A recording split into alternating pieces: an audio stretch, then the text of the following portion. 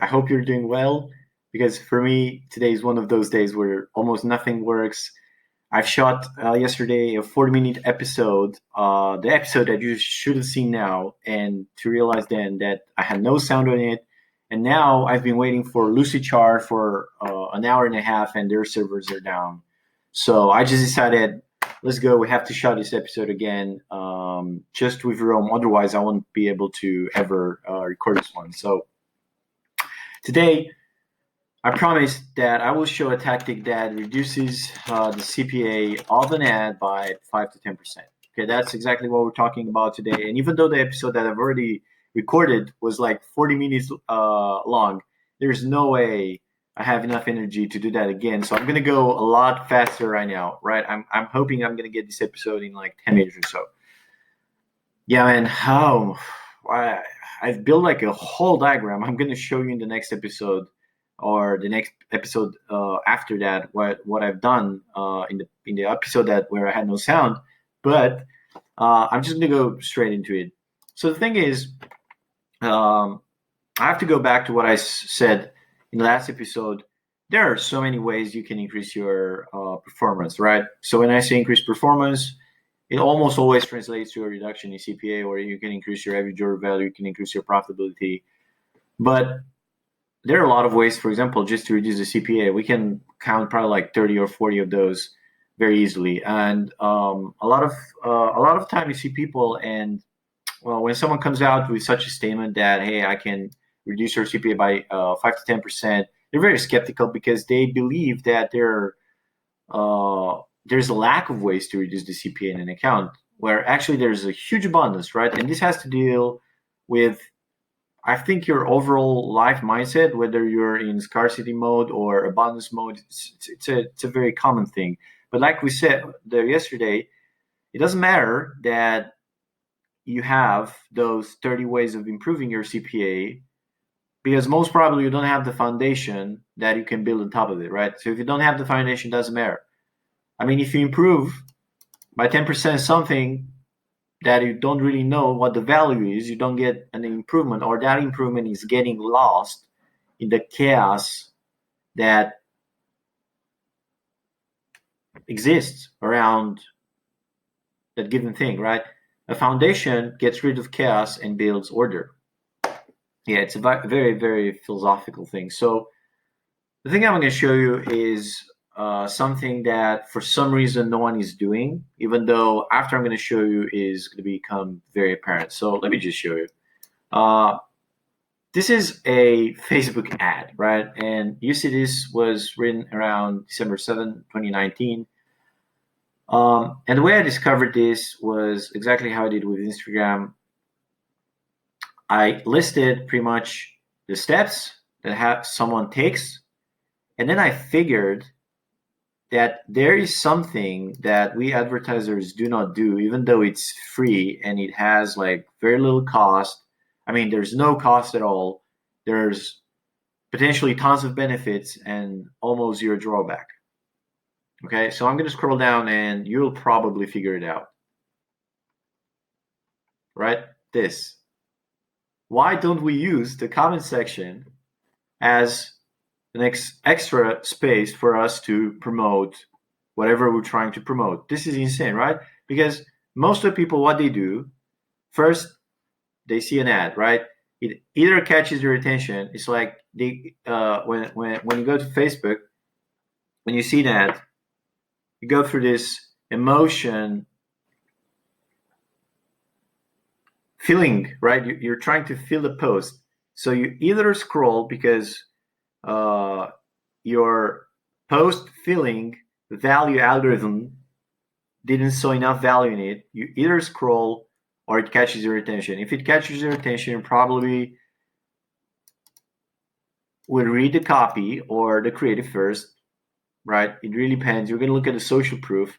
And what do you do in like most of the cases? You go to the comment section and see what people think about this, right? Because especially if it's something that interests you, you want to see if people think the same things as you do, right? Especially if you want to make a joke, if you have a remark, if you think this is bad or good or whatever, right? You want to see what everyone else is saying. And the comment section is a really good place because everything that happens here feels genuine, right? Your ad doesn't feel genuine, and people know that. And your landing page as well is something that is controlled entirely by you, the advertiser.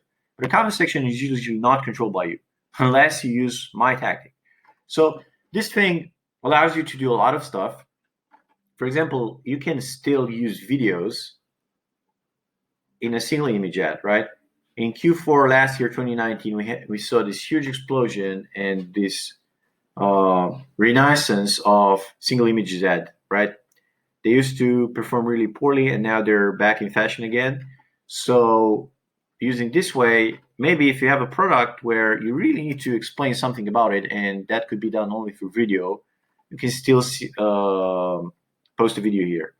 And this, what you see here 20 weeks ago, this was the very first time where I tried this. And I've tested this ad exactly the same copy, same creative, same audience. And this one was 5% better. And I've repeated this test with different ones. We've got like 7%, 10%, even 14%. And what you want to do here is you want to use this space as much as possible, right? It's like you have the most relevant comments. The cool thing about this is that you don't have to like fake those likes. People will like your stuff by default because they are actually actively looking to see more of you, right? They want to see more of you. And if you post, they will probably look at your content before they like any other post, right? So again, a couple of ideas of what you can do here. You have to think of this comment section as a new funnel. You literally can re-implement your funnel. You can have like 3 or 4 posts here. So you should handle objections, and to get the objection, you just have to read 500 comments or whatever the amount you're getting, right? People will say stuff that they think it's not good about your product, or they have some sort of objection like, oh yeah, it doesn't work for me. Does it do that? Do you ship to there, right? So you have an opportunity in a comment. Don't wait for them to put out that objection. Just be proactive about it. Come here and say, hey, yeah, we ship worldwide, right?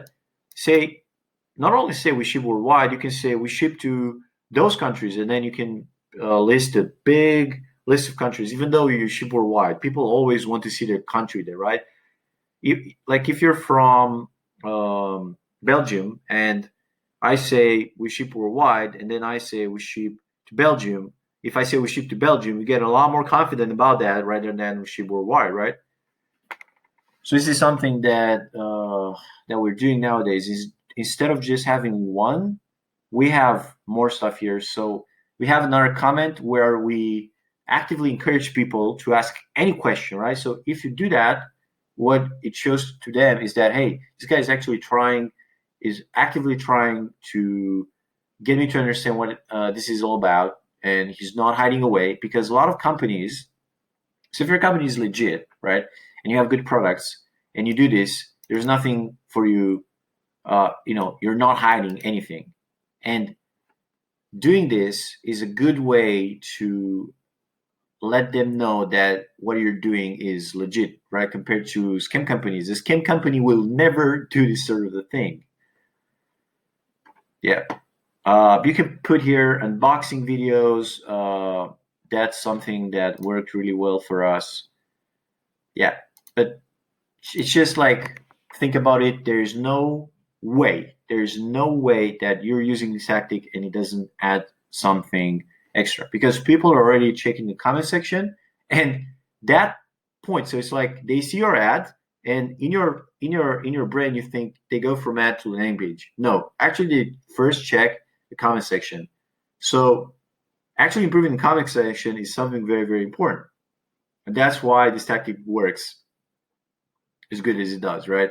The fact that no one does this, I think it's only seen it once, and I've seen it done by a company where they were getting so many comments that they couldn't really handle the volume. So the customer support guy, the one that was replying to the comments, just gave up and said, hey, you know what? Everyone's asking how you buy this. Well, this is how you buy this. And he just like uh, commented with the link to the website again. You can do that as well, right? You know, it's a valid thing to add a second call to action here. Again, just look at your website and just re-implement it. Consider that every single comment is a section. And sure, you won't be able to really control the order of them, but that doesn't really matter. Like the one that is considered to be most valuable by the people that will read the comments is just gonna end up on top. Yeah, this is this is a tactic that I wanted to talk about in the 40 minutes episode. And unfortunately, we didn't have sound. We went way more in depth into this. But yeah, here, like my issue with this is that you will probably never do this for some reason, even though it's the sort of tactic that both you and I we can both agree this is like there is no way you can mess this up.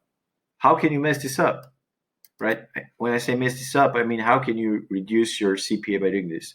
Because the problem with most tactics is that if you do them badly, not only doesn't work, but you actually get a worse result compared to what already you're doing, right? But this is the sort of a tactic that is guaranteed to have good results or zero results. If I don't know, when I say zero results, it's not gonna like increase your CPA. Yeah. So please, just go out there, implement this, and get back to me. Get back to me, and yeah, just report results. You can do that in the comment section here as well. And I'll from episode to episode, I think around 4 or 5 episodes or so, I'm gonna drop really cool tactics like this. But I just need to feel like you guys are actually doing them, because otherwise I feel like a waste of time. And it's really funny. This, I mean, reducing your CPA by 10 to 5% if you're spending, let's see, if you're spending $25,000 per month, which is a pretty small budget. You let's just so let's say you save 5%, right? So it's if you saved 5% of $25, that is $1,200. Okay, so this tip that I just showed you here, if you're spending 25K, it saves you $1,200, right? You've seen this for free here. I mean, this is like on the lower end on a $25,000 budget. There are people that spend that every single day. So imagine every single day. This is the amount I'm saving every single day for a year. So I have 1,250 times 365. So I'm almost saving $500,000 every single year with this tactic. Okay, this is a perspective you need to understand. I mean, I give you here a tactic that at my scale saves $500,000 per year. And guess what? I mean, you don't implement this for some reason, right? We talk about like scaling. Yeah, never mind. I'm not gonna go there. But just please just go out there and implement this. Send me a link. Send me a link like this with your ad where you implemented this, and you'll have my respect for acting upon this, because there's nothing to think about. This is very simple, right?